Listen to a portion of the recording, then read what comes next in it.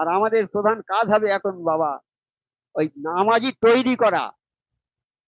ছোট বাচ্চা যাদের হচ্ছে এখন, সেই বাচ্চা কথা বলতে শিখবে, তাকে কলেমা শেখাবেন।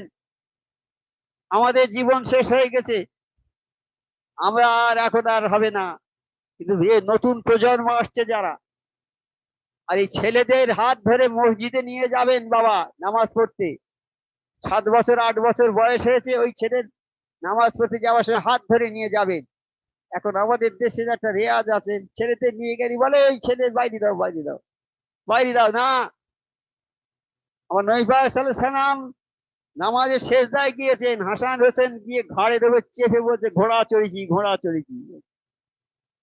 উনি উঠতে পারছেন না, উঠলে পড়ে যাবে।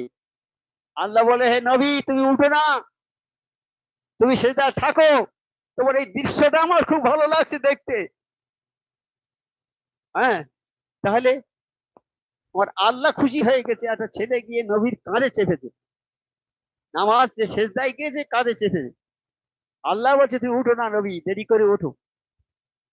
আর আমরা ছেলেদের হাত ধরে নিয়ে গেলি, হাত ধরে মসজিদে নিয়ে গেলি, লোক বলে এই এক ধারে দাও, ধারে দাও।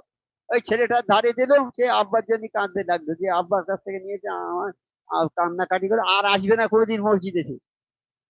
তাকে যদি আমরা ভালোবেসে নামাজ পড়াই পাশে রেখে, বাবা পড়ো, বাবা পড়ো, ওরাই তো পরবর্তী জীবনে তো নামাজি হবে।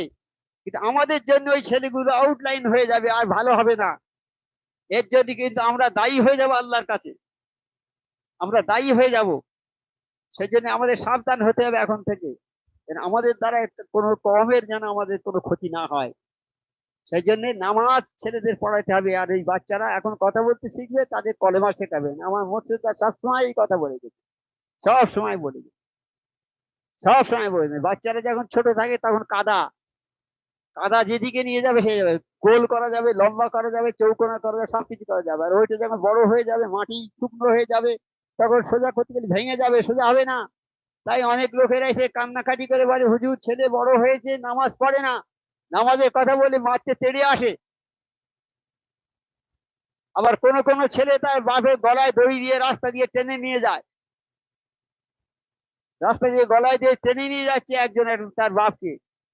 বাপ বলছে বাবা আর টানিস না, আর টানিস না, আর টানিস না। তো কেন? আমি তোর আব্বাকে টেনে দড়ি গলায় দড়ি দিয়ে এই পর্যন্ত নিয়ে আসতুম, বাড়ি থেকে ঠিক এই পর্যন্ত নিয়ে আসতুম, তুই তো তার চেয়ে বেশি নিয়ে যাচ্ছিস, আর যাস না বাবা।